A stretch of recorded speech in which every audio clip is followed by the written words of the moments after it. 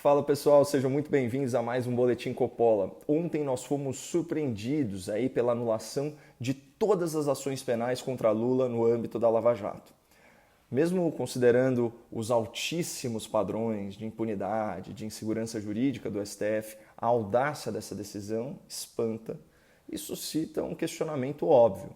Por que só agora, depois de tantos anos, a Justiça constatou que a 13ª Vara de Curitiba não tem jurisdição, não tem legitimidade, não tem poder para processar e para julgar a conduta criminosa do ex-presidente Lula? A resposta é muito simples. A atuação do Supremo Tribunal Federal não é mais jurídica. A atuação do Supremo é política.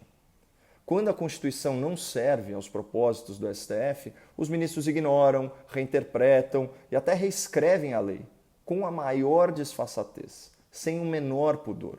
É por isso que o Supremo, contrariando décadas de jurisprudência, decidiu que corruptos não podem ser presos, mesmo se forem condenados 2 vezes por um juiz e por um tribunal. É por isso que o Supremo inventou um prazo fora da lei e fez uma exigência impossível, que processos no passado seguissem a regra do futuro sob pena de serem anulados. É por isso que o Supremo conduz aquele inquérito inconstitucional sem a participação do Ministério Público, em que ao mesmo tempo os ministros são as vítimas, os investigadores e os juízes. É por isso que um ministro do Supremo se acha no direito de expedir de ofício um mandado de prisão em flagrante contra quem o ofende nas redes sociais.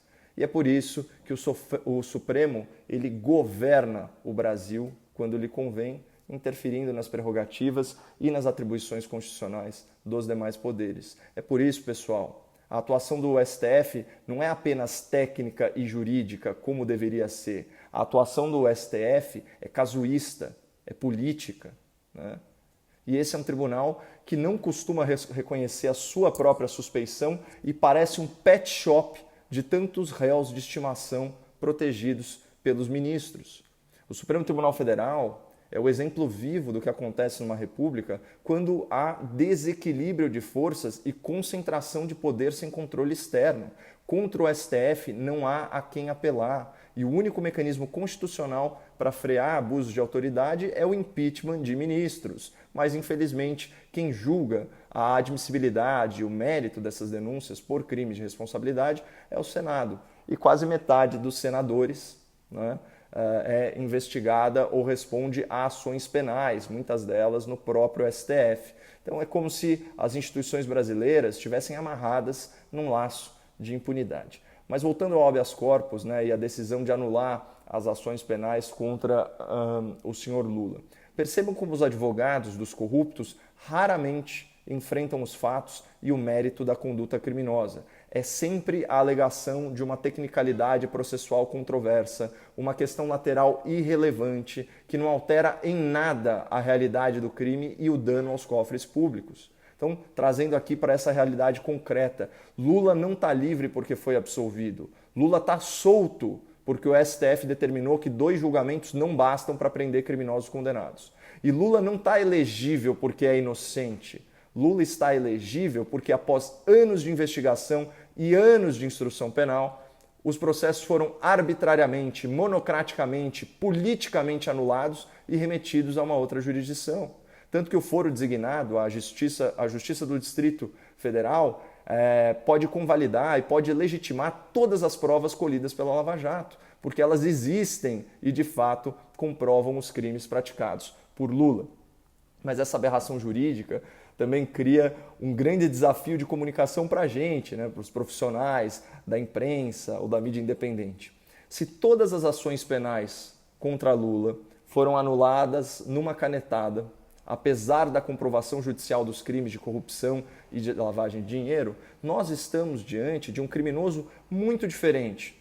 Ele não foi absolvido pela justiça, mas ele não pode mais ser chamado de condenado. Então, qual que seria a forma mais adequada para eu qualificar o senhor Lula sem correr o risco, né, de incorrer em injúria ou difamação?